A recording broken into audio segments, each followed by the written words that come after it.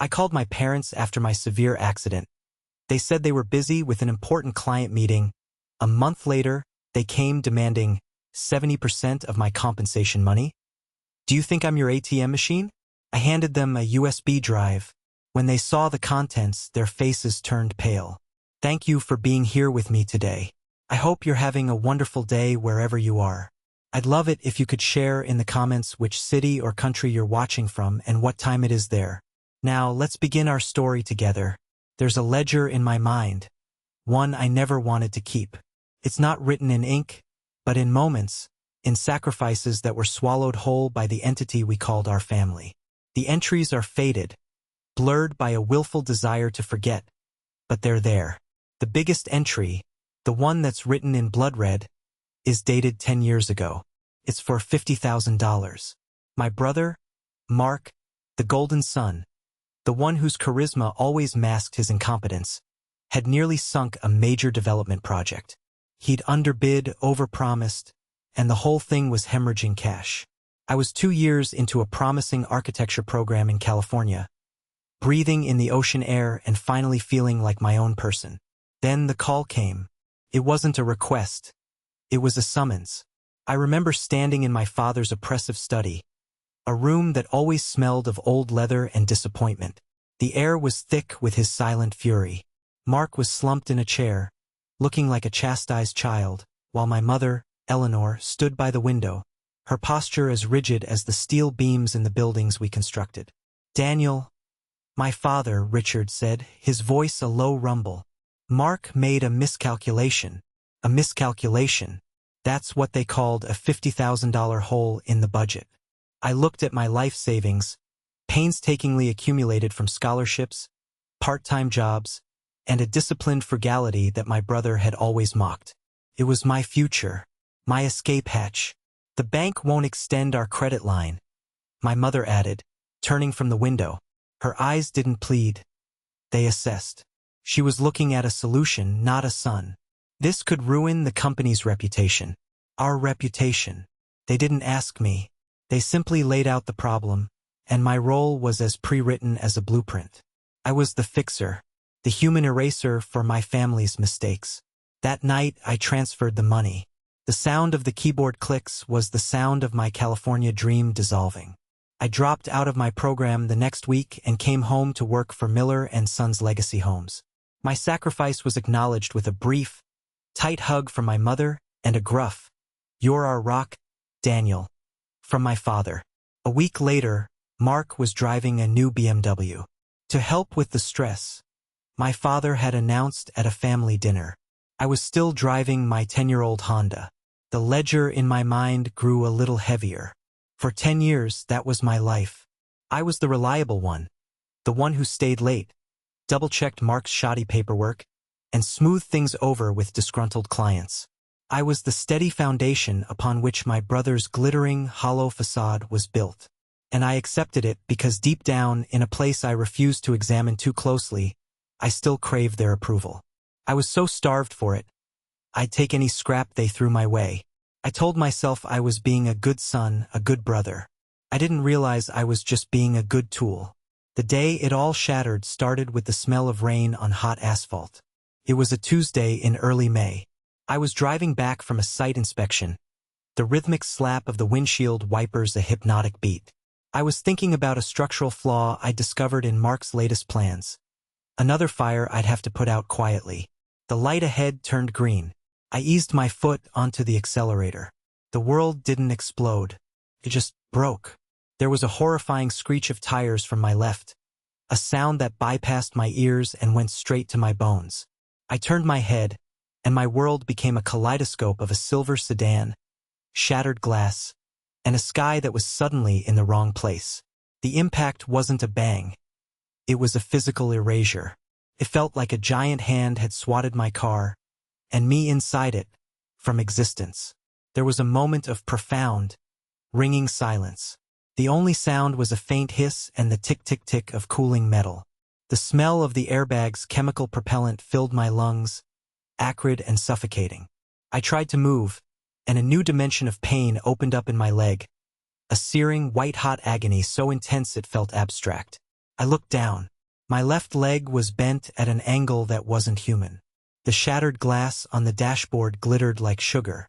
Panic began to rise, a cold tide in my chest. I fumbled in my pocket for my phone, my fingers clumsy and slick with something warm and wet. The screen was cracked, but it lit up. My thumb hovered over my contacts. Mom, Dad, they would come. They had to. I was in the ER for what felt like an eternity. The sterile scent of antiseptic fought a losing battle with the metallic tang of blood. The fluorescent lights hummed, mercilessly bright. A doctor with tired eyes had told me the words, shattered femur, multiple surgeries, and long recovery. I was hooked up to N4, my leg temporarily stabilized in a brutal-looking metal frame. The pain was a living thing, a predator chewing on my bones despite the morphine drip. But the physical pain was nothing compared to the terror of being alone. I needed to hear their voice. I needed the anchor of my family. I pressed call on my mother's number. It rang 3 times. Daniel. Her voice was clipped, impatient. The background noise was a low murmur of voices, like a busy office. Mom. My own voice was a hoarse whisper. Mom. I've been in an accident. It's bad. There was a pause. Not a gasp of concern. Not a panicked question. It was a calculated silence, the kind you make when you're weighing options.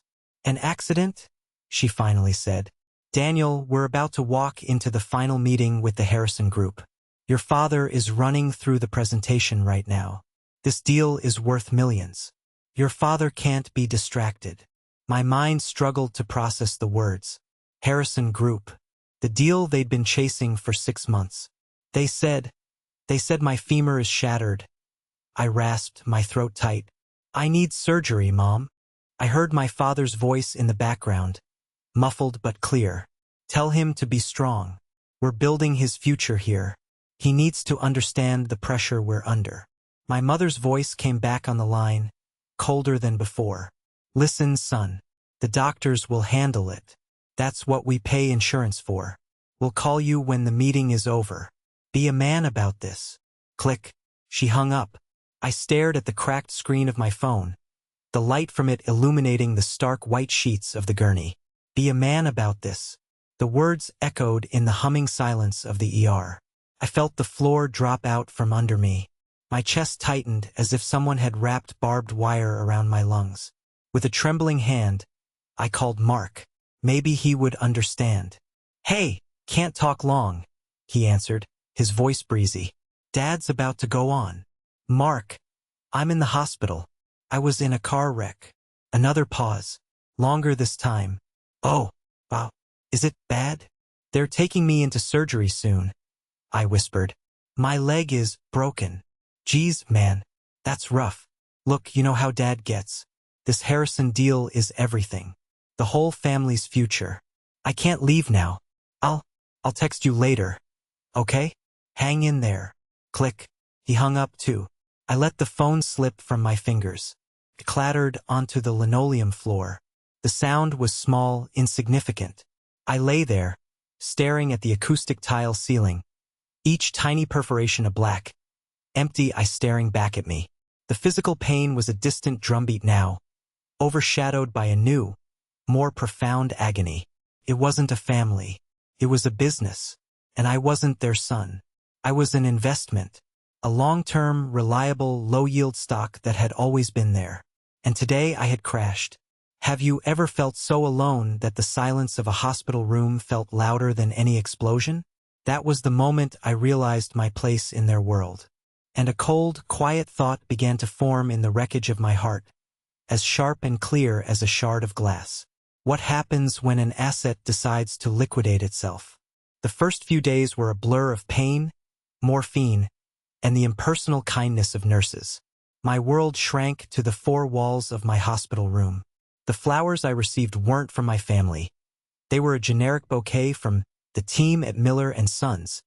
The card signed in my mother's perfect, sterile script. My father and Mark sent texts. Hope you're feeling better. Heard the surgery went well. Tough guy. They were messages you'd send to a colleague, not a son, not a brother. The first person who showed up, the first person who was actually there, was Chloe. She burst into the room on the third day, her arms full of contraband. A thermos of real coffee that smelled like heaven, a stack of worn paperbacks, and a blanket that wasn't bleached to within an inch of its life. "Danny!" she gasped, her eyes taking in the traction device on my leg, the pale, drawn look on my face. She didn't offer platitudes. She just put her things down, pulled up a chair, and took my hand. Her hand was warm, real.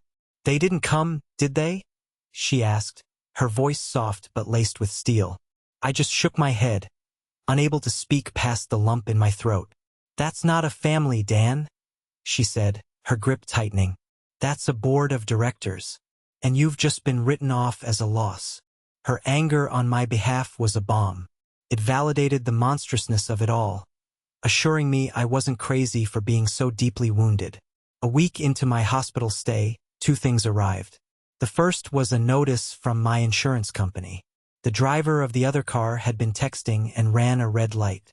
Their insurance was accepting full liability. The settlement for my injuries, loss of mobility, and extensive rehabilitation would be substantial. A 7-figure sum. The number on the page seemed unreal, like a typo. The second arrival was my Aunt Carol, my father's estranged older sister. She was a ghost from my childhood, a woman my parents spoke of in hushed, dismissive tones. She'd heard about the accident through the family grapevine. She looked at me in that hospital bed, and her eyes held a sad, knowing look that chilled me to the bone. "He did it to you too, didn't he?" she said, her voice raspy. She sat down and told me the story of Miller and Company, the original construction firm she and my father started together in the late 70s. It was her vision, her business acumen. But when her husband got sick and she needed to step back for a few months, Richard had seen his chance. He'd used her vulnerability against her, leveraging her shares, buying her out for pennies on the dollar, all while telling her it was for her own good. He told me I was too emotional for business, that I needed to focus on my family, she said, a bitter smile twisting her lips. "He'll always protect the business before his blood, Daniel. He did it to me and he's doing it to you now. The only way to beat a man like that is to own the ground he stands on." Her words landed like stones in the pit of my stomach. This wasn't a mistake. It wasn't a lapse in judgment. It was a pattern, playbook. Chloe's words, Aunt Carol's story, the 7-figure number on the insurance letter. They all started to coalesce in my mind, forming the foundation of a new, terrifying plan. Lying in that bed, I felt a shift inside me. The hurt was still there, a deep, resonant ache, but it was being overlaid by something else. Something cold and hard and clear. Resolve. I called a lawyer Chloe recommended, a woman named Sarah Croft who specialized in corporate and financial law.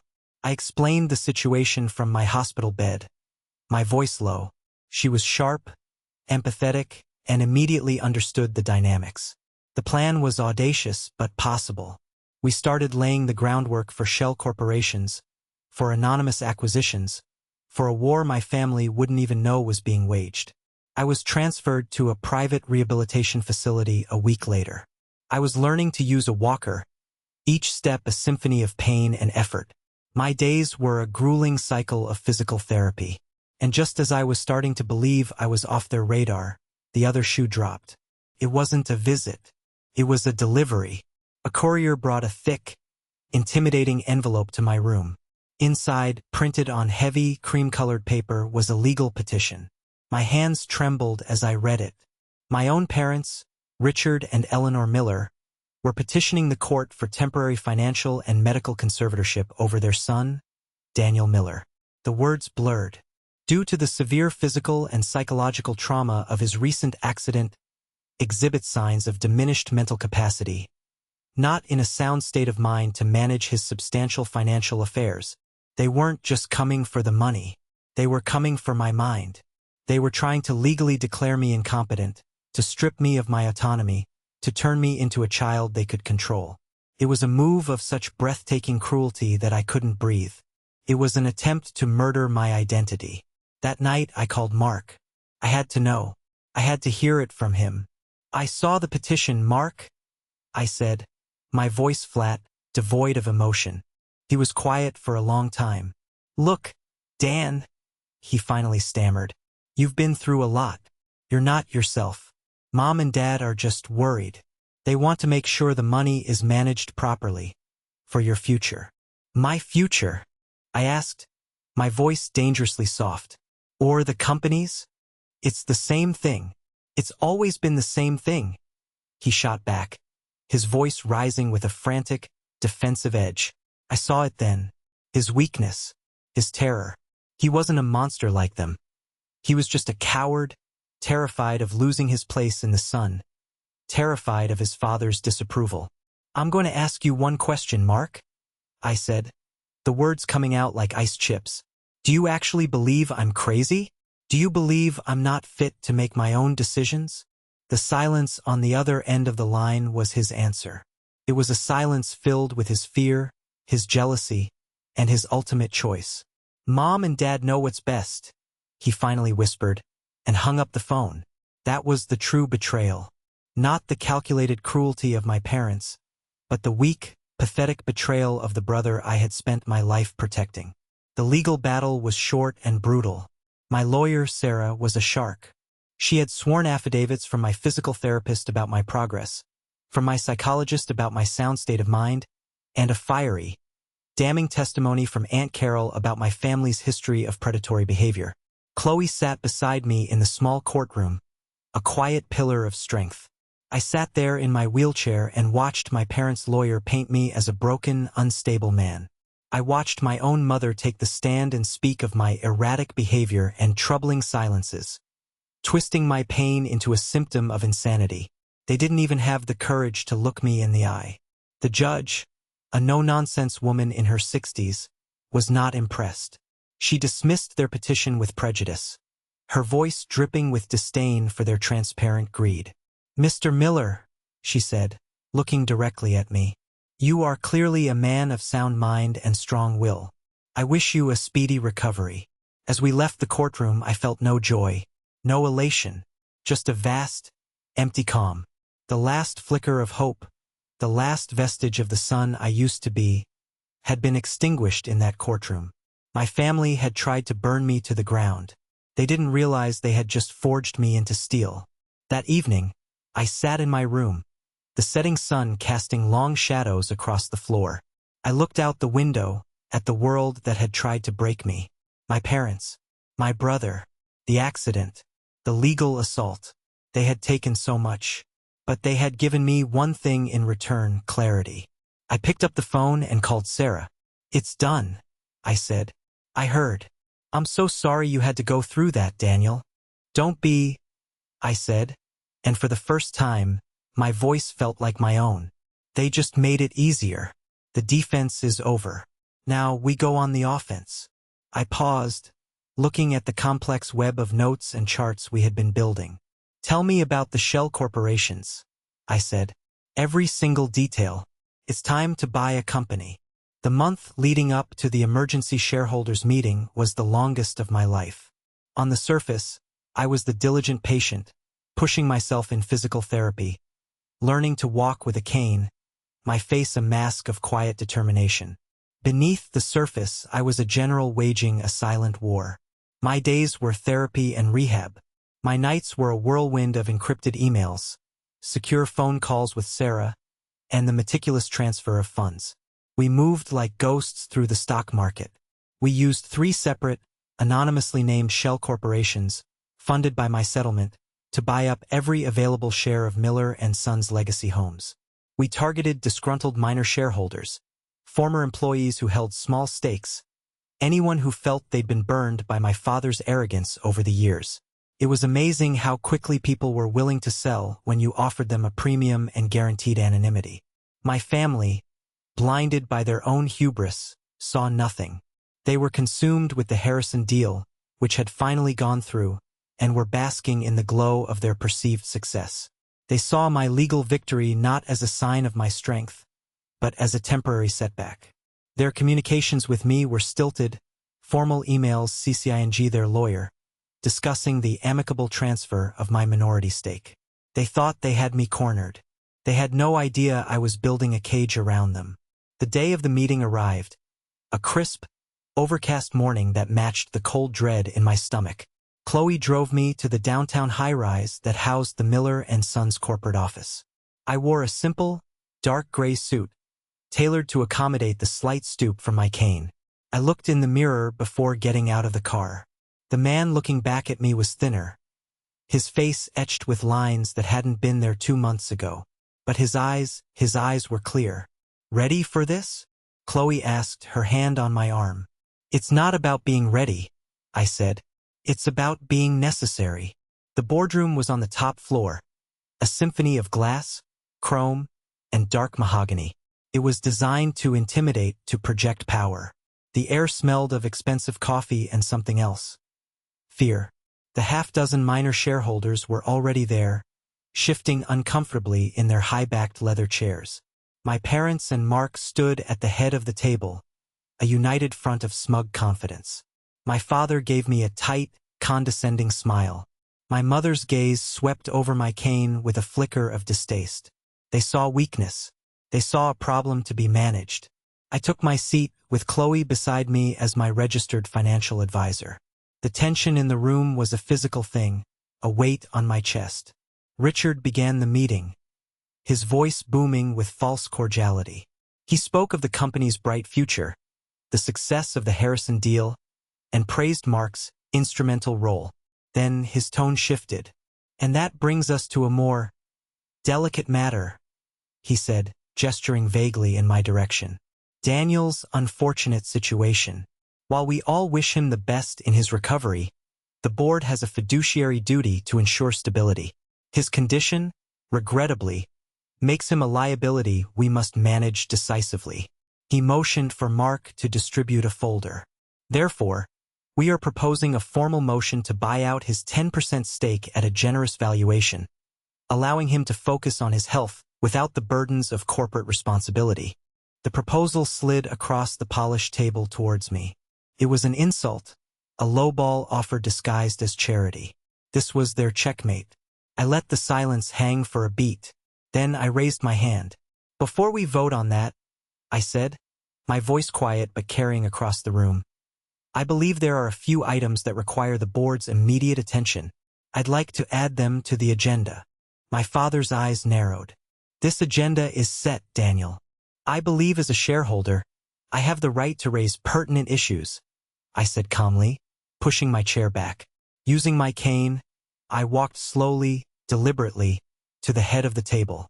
I placed a small, sleek USB drive next to my father's laptop. "Let's start with a review of recent management conduct, shall we?" A murmur went through the room.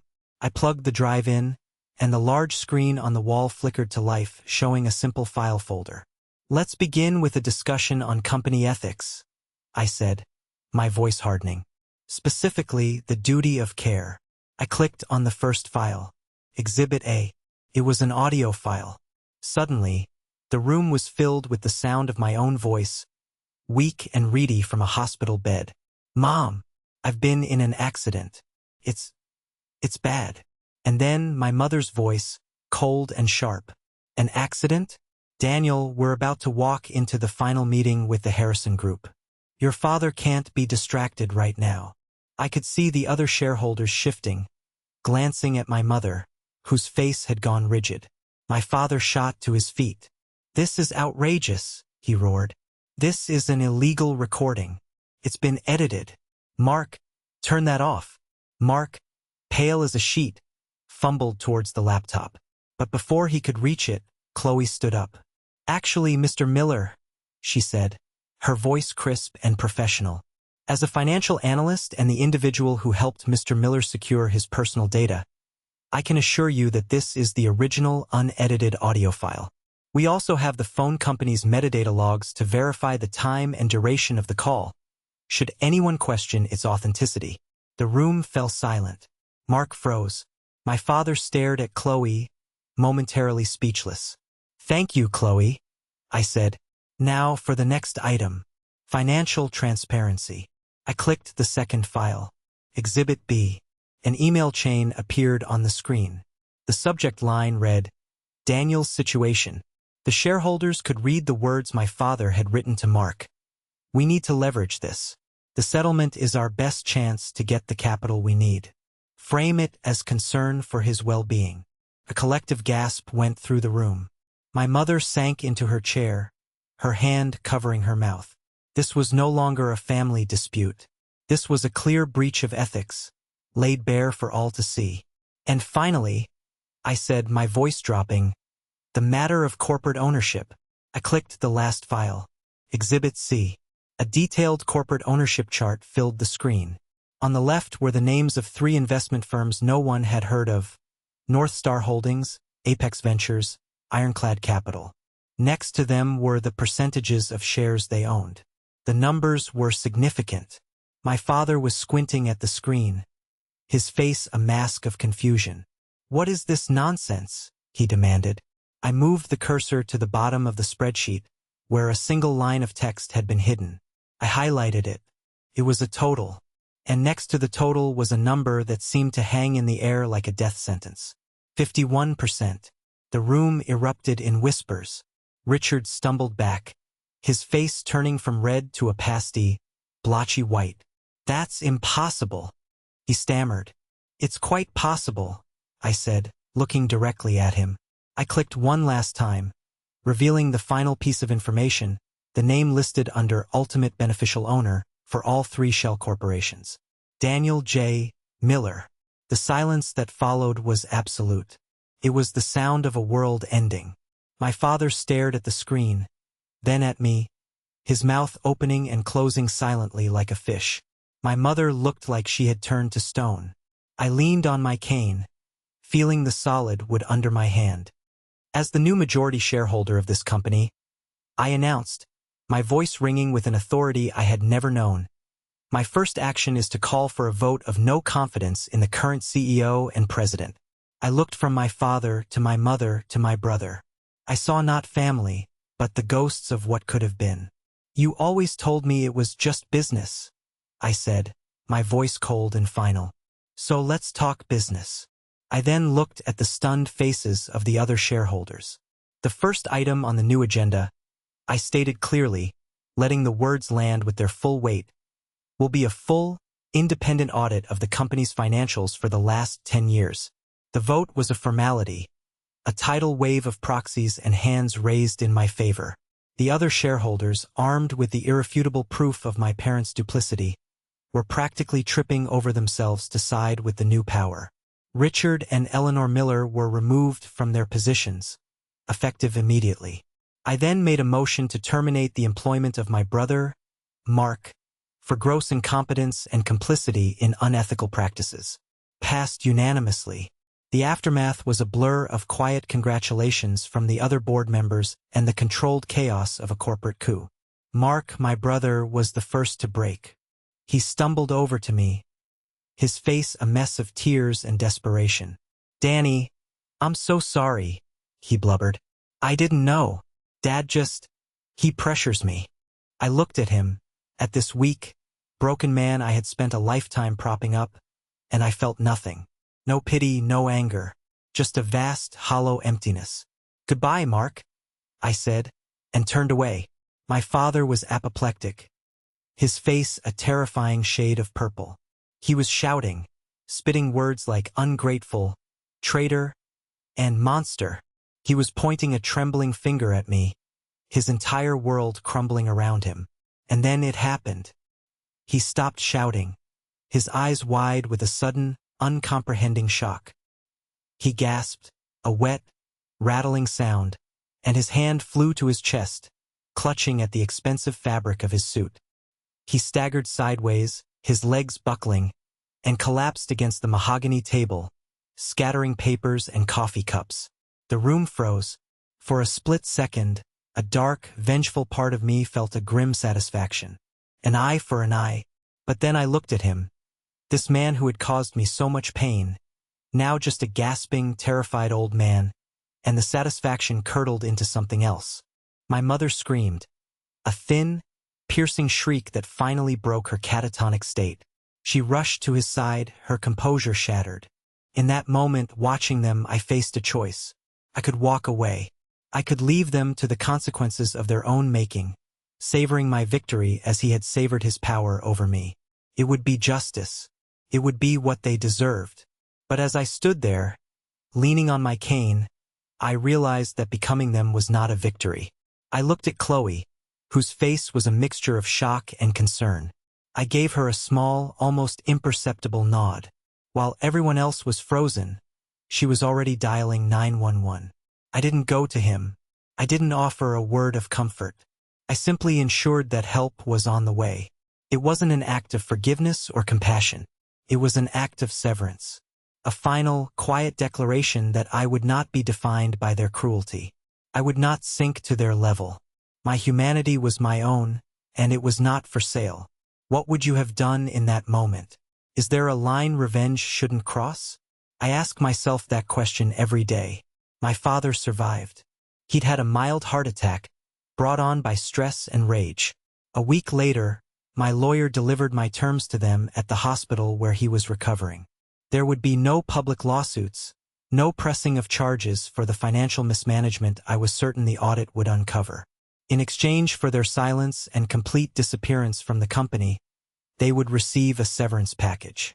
It was enough to allow them a comfortable, quiet retirement, but it was a pittance compared to the fortune they had once controlled. It was a mercy they had never shown me. They signed. 6 months later, the world was a different place. Miller & Sons Legacy Homes was dead. In its place stood Miller & Associates, a company I was rebuilding from the ground up, based on transparency and integrity. I brought Aunt Carol on as a paid executive consultant, her name finally on the letterhead where it had belonged 40 years ago. The Harrison deal, which I had personally renegotiated, was a resounding success. We were more profitable than ever. But the real victory wasn't on a balance sheet. The final scene of my old life wasn't written in a boardroom, but in my own backyard. It was a warm Saturday in October. I had sold the cold, minimalist condo my parents had helped me buy and moved into a smaller house with a big, unruly garden. The air smelled of grilled chicken and freshly cut grass. I was walking without a cane now, the ache in my leg just a dull reminder of how far I'd come. Chloe was arguing with Aunt Carol over the best way to grill corn, their laughter echoing in the evening air. My new family, a family I had chosen, a family built not on obligation or blood, but on respect and genuine care. My parents never called. They never apologized. And at some point I had stopped waiting. I realized the victory wasn't in taking their company. The victory was in taking back my life. It was in the quiet peace of this backyard, in the warmth of the setting sun on my face, in the freedom of my own choices. I learned that the strongest boundaries aren't built from anger. They're built from self-respect. They are the quiet, powerful affirmation that you are worthy of kindness, of honesty, of love, especially from yourself. And that is the one asset that no one can ever take away from you. What boundary did you set that finally set you free? Share your moment of strength below. Your story matters.